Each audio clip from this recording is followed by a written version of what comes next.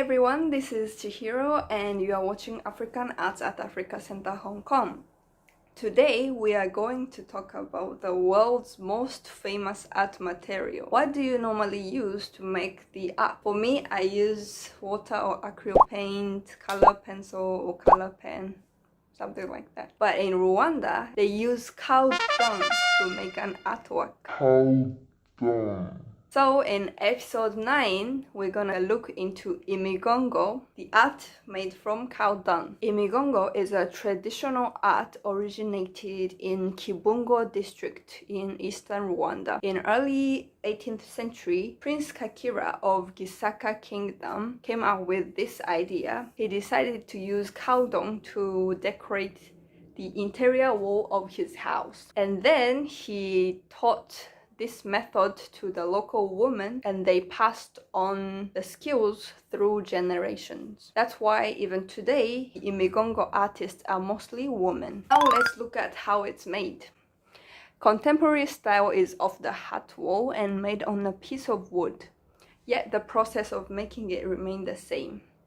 First, the artist divides the wooden plate into equal parts using banana fibers to ensure that the finished design is proportional.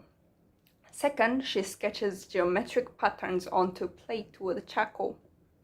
Now it's time to put the cow dung. The cow dung is mixed with ash to kill the bacteria and its smell. The best dung is produced by the baby cows around 2 months to 1 year old, when 50% of their diet is grass and 50% is mother's milk. It's dough-like paste which can be applied by hand, and the artisan creates a raised relief on the wooden plate. It takes about a day to air dry, and then it's sanded for smoothness and covered in a neutral base coat of ochre to ensure that the rest of the colors will show up in uniform hues. Once the work is dried, it's painting time. The traditional colors are white, red, black, and yellow, all made from natural pigment like soil, clay, ochre, and aloe sap. Increasingly, artists use a broader range of colors in more modern designs, but the traditional look continues to feature 4 colors or fewer. So, why cow dung? There is a reason. In Rwanda, cows are not just cows. For Rwandese people, owning a cow is a symbol of wealth and noble social status. Especially the cows with long horns and dignified appearance called Inyambo are respected for centuries. The animals were so important that a subset of breed was developed specially for the kings in the 17th century. These royal cows paraded past royal villages in elaborate ceremonies that honor the ruling king. So why did Imigongo took root in Rwanda? Likewise, in many African countries, inviting someone to your house is considered a very important part of Rwandese cultures. And so, decorating the house with Imigongo became one of the hospitable ways of welcoming the guests.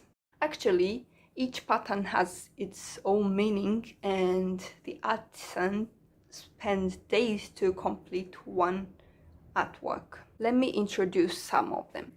For example, this one, the name is Amatana, meaning complete beautifully. And this one is Shombe, meaning difficult to understand each other's because of the difference in their background. And another one, this one is called Imgabo, meaning shield. Imigongo was actually in danger of keeping its tradition when the genocide happened in 1994. But thankfully, a women's cooperative rescued and revived this uniquely Rwandese art form. There are many people around the world fell in love with Imigongo.